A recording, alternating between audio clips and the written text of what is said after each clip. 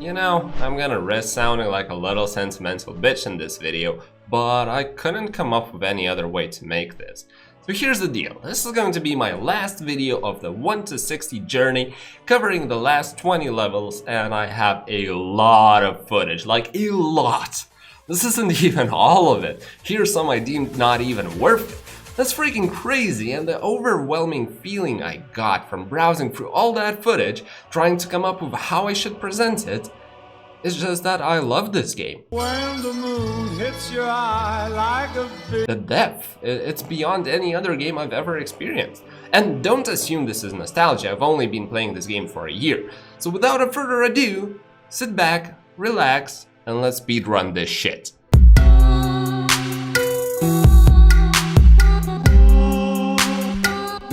Let's start at level 40 where we left off last time, with a fresh new mount and some questing in Badlands in preparation for Uldaman. Now that's a dungeon. It's such a shame that Uldum was never finished in Tanaris, cause as far as I understand it would have had a similar theme going. What the fuck is up with this dwarf? Is he on steroids or something? But jokes aside, the last fight, the last boss is what makes the entire dungeon a magnificent experience. When all the statues start coming to life and the fight, like my dick, is getting harder and harder with every passing moment to the point where the boss has like 1% health and you all die. Of course you can cheese it by dragging him into another room, by having the healer aggro ads while standing in place where they can't reach him, but hell man, what's the fun in that?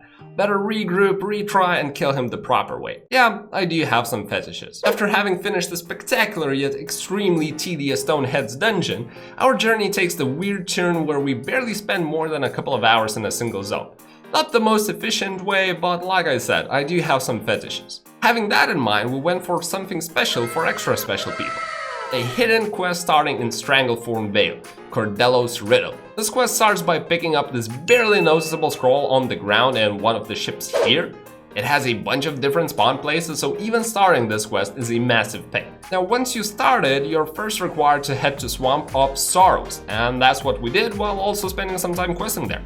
Next up, you have to head all the way to Faramore.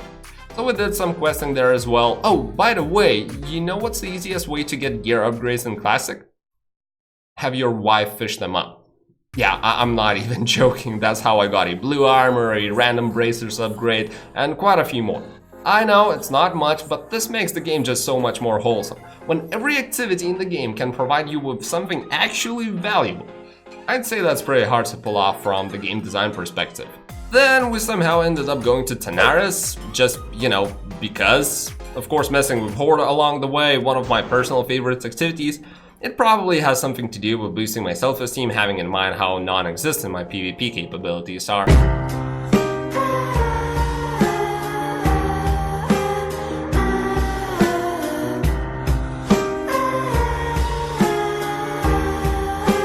But I guess I got what I deserved. Seriously, when in Whitesand, be careful when clicking on NPCs. The next thing I know, we're back in Stranglethorn, doing a few quests there, then we're back in Badlands for some elite quests. Of course, dying is part of the process, it wouldn't be Classic without it. Oh, and also running into the Horde. This time though, some level 60s having nothing better to do than kill quest givers. Poor woman, couldn't do a thing against those guys. But our next run into Horde actually made up for this. We went to Hinterlands, and you see there's this quest that requires you to explore this altar, where you have a bunch of higher levels and elites, I believe. It's an unpopular place overall, so it's always tough to get a group going, but this is where the Horde comes in. A glorious sacrifice by him, and we're good to go.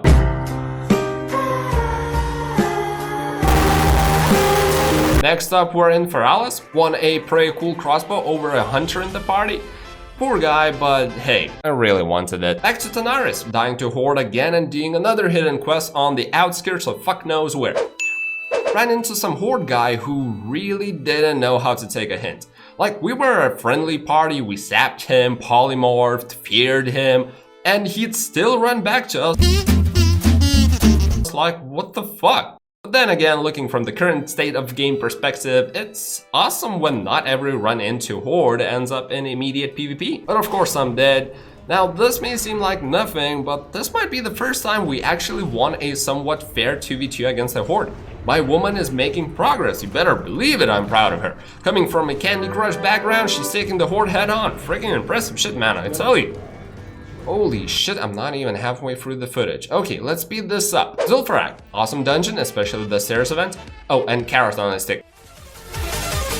Kudos to whoever designed this item. Maraudon, one of the longest, most confusing dungeons. We were lucky enough to go with a party where nobody had the slightest clue where we should go next. It felt like exploring. Again, I do have fetishes, don't judge. It took us only around 4 hours to do the entire dungeon, and even then we still couldn't kill the last boss.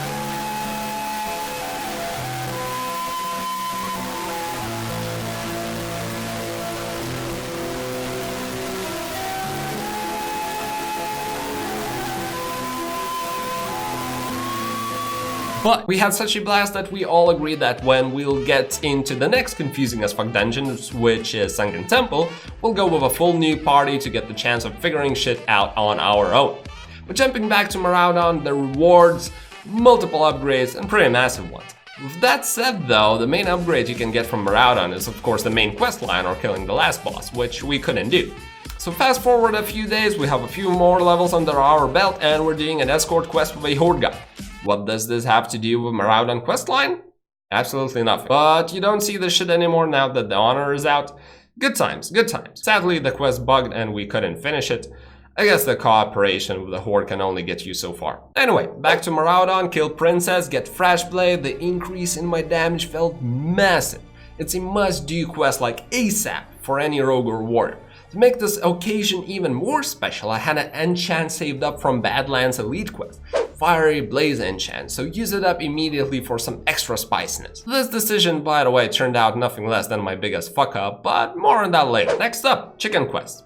One in Feralis, one in Tenaris. God, I don't want to do them ever again. But the reward was finally shoulders that would actually benefit me. Yep, I was level 47 and still using shoulders with intellect. Oh, you dead, boy, you so dead. Oh shit! Back to Hinterlands for some elite quests. And this is when I realized I fucks up. Remember the Fiery Blaze enchants I mentioned like a minute ago? Yeah, well, it essentially makes you cleave unintentionally. So imagine this, you're fighting Domo with Molten Core, your mages polymorph all healers, and then your cleave goes off. That's a fucking 50 DKP minus! I've lost count how many wipes I've caused with this enchant. Fishing. Yep, that's what I did next. I wish somebody had told me earlier this is crazy useful. Parallax questing again. Out of all the escort quests, this might be my favorite one, because it kind of reminds me of, well, me. So the thing about this escort is that the escort randomly gets distracted and starts wandering away, so you need to use the quest item, some sort of bell, to call her back. I imagine I'm not the only one who can say I feel the same way when, there's no polite way of saying this, when talking to my wife. I get distracted a lot, start wondering about other things, or just walk out of the room while she's still talking. Maybe I should get her a bell like this for Christmas. I don't know, what do you guys think? Tenaris, some PvP of course. Ungaro, traveling all the way to another continent for a single dungeon quest. Made my first Arcanite in hopes of getting that cash start rolling in, farming Blasted Lands. Going back to Maraudon, what the fuck is going on? I don't even remember, which might not be such a bad thing. Lockpicking next to Sunken Temple. Doing the Sunken Temple. Now, as we've had decided after a glorious Maraudon run, we'll only do this with a group of noobs. Luckily, that was exactly what we got. A full group of clueless, self-loathing weirdos who take pleasure in doing 4 hours long dungeons. To be fair, we somehow managed to figure out how all the statues work, what to kill, in what order, and so on. The Hakar fight was intense as fuck, as I was the only one who had a rough idea of what to do, but that wasn't even the best part. Erranicus, oh my god, that shit was epic. We were all around level 50 to 52, so all under-leveled, and it took us a bunch of attempts, even with soul stones and battle reds, until finally...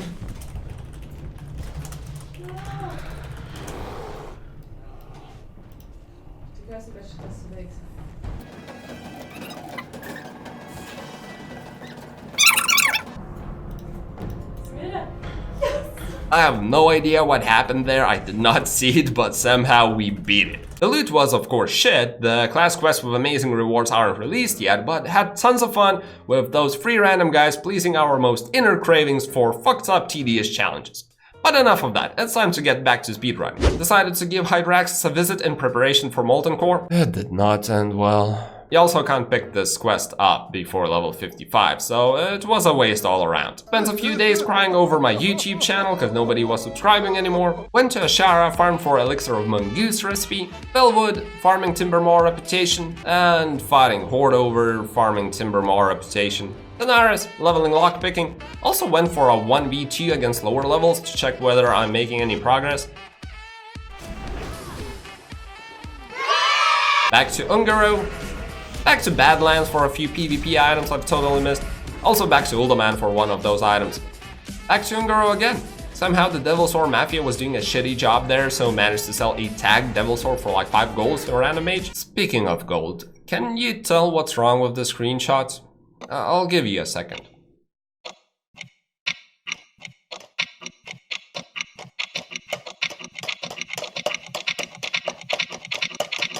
Yep, it should have been 54 golds instead of 54 silvers. So, yeah, that happened. But you know what's the cool thing about this? I immediately messaged that guy telling him the whole story of me putting the wrong price. He replies with, message me in a few days, I'm broke as fuck right now. Needless to say, I give it at most 5% chance of him paying me more, but hey, it might be a long shot, but it's still worth giving. So I ping him in a few days, and you know what? The guy actually pays up. Of course I make 0 profit, but I cut my losses to 0, so odmiuk. If by any chance you end up watching this video, though judging from the amount of views I typically get, that's rather impossible. Nevertheless, thank you man so much, you made my day, you made my entire journey so much easier. Cheers man, much love. Now then, back to the story. Fellwood, Warlock quest. I know it's not hands down the most tedious quest out there, but it certainly felt that way. So you need to go into the Shadow Hole. Like 5 fucking times. And each time you go deeper and deeper, and then some random undead rogue shows up, probably helping his buddy to just fucking kill you after you've already put hours into this quest. Well, fuck that guy, fuck him twice with a carrot on top. Speaking of Horde, the entire Fellwood was a fucking bloodbath of Horde versus Alliance. People were farming Timbermaw reputation like crazy, and since it's always more Horde than Alliance, we made a raid. This was my first ever PvP raid. Though not that much of a raid, barely a few folks, but still, first time participating in something like this, it felt pretty fucking epic. Now, since I was starting to work on some PvP items that I might have missed along the way while leveling, I made an alt for farming one item specifically, Title Charm from Prince Naziak. I got him all the way to Hinterlands, died with him, and would log on every now and then, spam macro target Naziak in his spirit form. But that's a whole other story to which I hope at some points, if ever, I will have a conclusion. I was also training some PvP on the side, dueling at Ironforge, trying to get better at it, learning how to use stuff like Skull of Impending Doom, but yeah, I was failing pretty miserably at everything. The next thing on my PvP journey was Lincoln's Boomerang. You see, I saw this video about PvP must-have items and there was Lincoln's Boomerang mentioned. It's a trinket, it can stun or disarm, sounds sexy. So I went on a journey instead of my already a journey to level 60. Now this quest is something else entirely. It's for special kind of people. It starts in Ungaro, do a few quests there. Go to Winterspring, go to Feralis, go to Daenerys, kill yourself. Quite literally, speak to a dead guy. Back to Ungaro, off to Fellwood, kill some shit there. Back to Daenerys, and finally back to Ungaro where you kill the final boss. Oh, and you know what's the best part about this quest? The reward, Lincoln's Boomerang. You see, it does have a dope effect, stun or disarm, but it's a 0.5 second cast with a minimum range and the chances to proc either effect, as far as I'm aware, standing around 2%. That's something the video I watched then mentioned. Suffice to say, it's a useless item for a rogue, and I wasted probably good 5 to 8 hours just running in circles and shit. Did I enjoy it? Oh yeah, absolutely. The silver lining here though is at least the other quest reward is amazing for Warlock, so my wife got something out of it. But I digress, going back to the story. Ashara is next for the Hydraxis quest. Trying to do Maraudon duo with my wife for her pre-biz sword? Of course it didn't end well. Bought the Devil Sword set, paid like 300 gold, only to learn a week later that the price dropped by around 100. Good times, baby, good times. Cried myself to sleep over my YouTube channel again, still wasn't getting any subscribers for my classic content. Killed myself for Blackrock Depths dungeon. Quite seriously, there's a not so well known quest which requires you to be dead. Fun times, baby, fun times. Somehow ended up in Winter Spring next, no idea why. Probably woman wanted to do something there. I don't know, ended up dancing with Moonkin, so that was pretty glorious. Back to Blackrock Depths. Failed miserably, few players left, got new ones, failed again. Went to Western Plaguelands, and who the fuck is this Chromie, and more importantly, what the fuck is this time dimension travel gibberish? Eastern Plaguelands questing in preparation for In Dreams quest, one of the must-do for a pre-biz rogue item. Back to Blackrock Depths for Onyxia attunement. It wouldn't be a full experience, of course, without at least one guy picking up the quest before the rest of us, so after clearing everything for the past 30 minutes, we had to start all over again. Back to Eastern Plaguelands, picks up my first Black Lotus ever. Of course, in the following months, I'm yet to see another one. Back to Blackrock Depths, but this time got to the Lyceum LAKEY, you know this room. Sadly, it has lost some of its epicness to me, cause I've done this tens of times by now, but nevertheless, amazing place. In fact, it's so amazing, I remember the first time we did it with my wife, we almost broke up. Lovely memories. Anyway, saved the princess, got one of those almost pre-biz rewards and moved on to the next dungeon, Strat Hall. Okay, Halloween event, and was pretty glorious. Back to Winter Spring for the Onyxia attunement. Back to Blackrock Mountain. Sorry woman, you're on your own. I guess I deserve that. Lower Blackrock Spire, knocked another one off my pre-biz list. And ding ding ding, level 60. Finally, we're done. It's been a long video, but we finally reached the end of it. Level 60 completed. Of course, a crazy ton of shit was still left to be done before getting into raiding, and what's got into that, still crazy ton of shit to make it better, prepare for PvP, and yada yada yada, but you guys all know that, so I'll leave it for another video. With that said, looking back at the entire journey, it was nothing short of epic. We spent the entire time from level 1 to 60 just questing, only repeating a few dungeons, still hadn't even done Scholomance or Upper Blackrock Spire, so whenever people say they've ran out of quests, I just get confused. That shouldn't be possible, really. But then again, I'm a bit special, so probably not everyone feels like wasting hours upon hours for quest chains like Lincoln Sword or helping a warlock with their level 60 mount quest. But hey, that's what made the game so wholesome to me. Running from one area to another, questing on one day, dungeoning on another, leveling, fishing up on the third, picking up some random quest chain for a PvP item that I've missed on the fourth, catching up on skills like alchemy or lockpicking on the fifth, dueling on the sixth. It just never gets boring unlike this video. There was always so much shit, and most important, different kind of shit to do. It just kept the game exciting for me, and I wouldn't have it any other way. So after having experienced this, here's my promise to myself. Let's make this shit official. Whenever I'll be trying out a new game I've never played before, I will take the full experience. Ignore the guides, don't look up where to go next, how to be efficient. Fuck that shit. You'll have plenty of time to go through all that, but only after you've experienced the game to the fullest. That's my vow. I have no idea if any of these videos made you feel the same way. I obviously hope it did. I hope it inspires someone, but you know, at the end of the day, it's your call. So yeah, that's all I wanted to share for today. Thank you guys for watching. Hope you'll have a lovely day. And see you guys in the comment section. Cheers. Hey, this sounds just like you smashing that subscribe button after seeing this video.